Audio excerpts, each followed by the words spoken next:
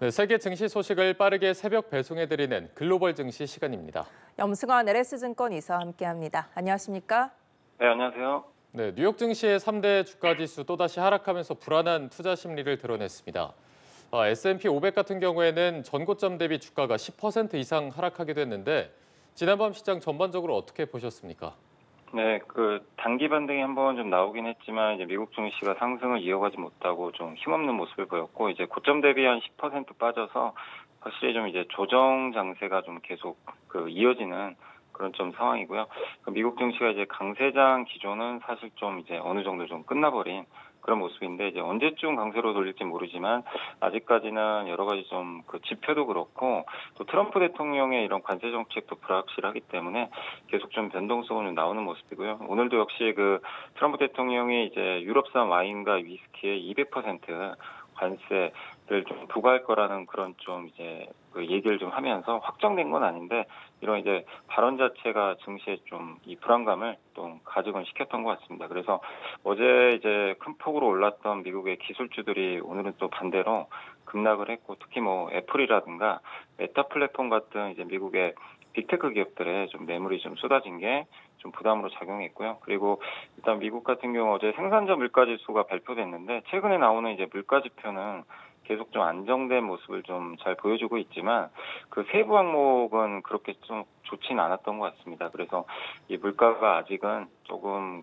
이렇게 연준이 목표하는 2%로 가기에는 좀 시간이 걸리고 또 관세 영향이 좀 있잖아요. 그 관세 영향을 확인하려면 3월과 4월의 물가 지표를 한 번 더 확인을 해야 되거든요. 2월까지는 관세 영향이 없기 때문에 그래서 지금 물가가 조금 안정된 거를 좀 방심하면 안 된다라는 그런 분석들도 있어서 시장은 아직까지는 좀 관세에 대해서 좀 불확실해하는 그런 모습들이 여전히 좀 노출이 되고 있는 것 같습니다. 예, 오늘 장 상황 이렇게 좋지 않았는데 업종별로 살펴보면 유틸리티를 제외한 모든 업종이 하락을 한 것으로 보입니다. 특히 애플과 메타 등 거대 기술 기업들도 하락세를 면치 못했는데요. 인텔은 매수세가 집중되면서 15% 가까이 급등했다고요?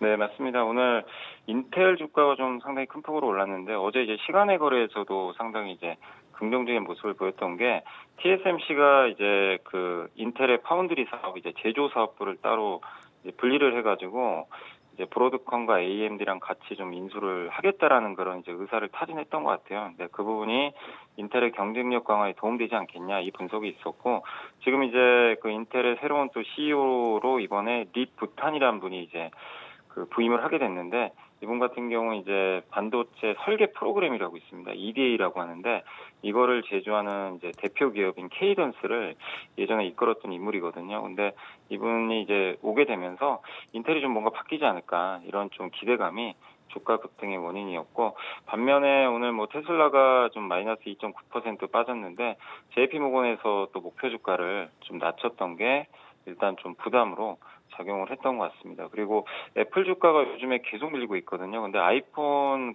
실이라고 있죠. 음성 인식. 그걸 원래 올해 AI 기능을 좀 놓기로 했는데 이게 아마 내년으로 좀 연기된 것 같더라고요. 그래서 계속해서 좀 증권사들의 투자 의견이 좀 하향되면서 주가가 좀 좋지 않게 좀 마무리가 됐고 마지막으로 어제 실적 발표했던 어도비가 한 13.85% 이제 포토샵으로 되게 유명한 기업이죠.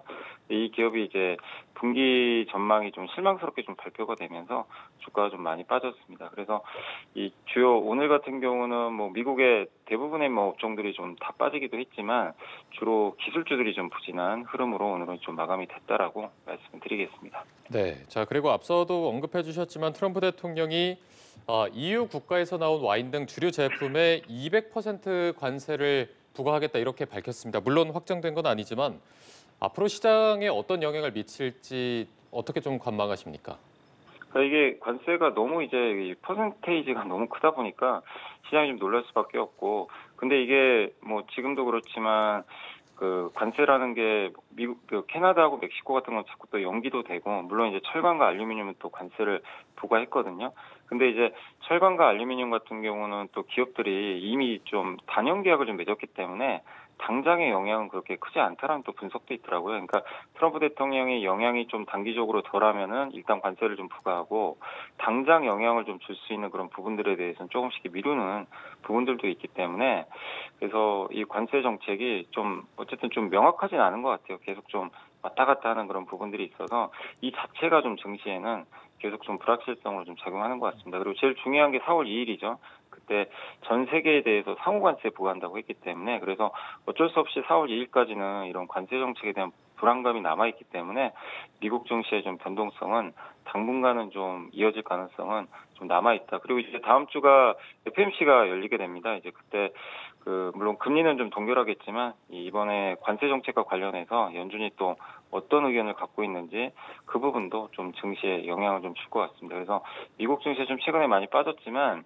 바닥을 좀 다지는 모습은 나오겠지만 추세적으로 좀 상승하기 위해서는 어쨌든 관세 정책에 대한 불확실성이 좀 완화되는 가운데 트럼프 대통령이 좀 경기에 대해서 좀 긍정적인 좀 얘기를 해줘야 되는데 뭐 최근에 이제 발언들 종합해 보면 주식시장에도 관심 없다, 경기가 좀 안 좋아져도 좀 인내하자, 막 이런 식으로 좀 불확실한 내용들을 계속 좀 얘기를 하고 있거든요. 근데 그런 것들에 대해서 조금 더 긍정적인 좀 얘기를 해주기 전까지는 미국 시장도 상당히 좀 이렇게 답답한 좀 움직임은 당분간 나오지 않을까 이렇게 예상을 하고 있습니다.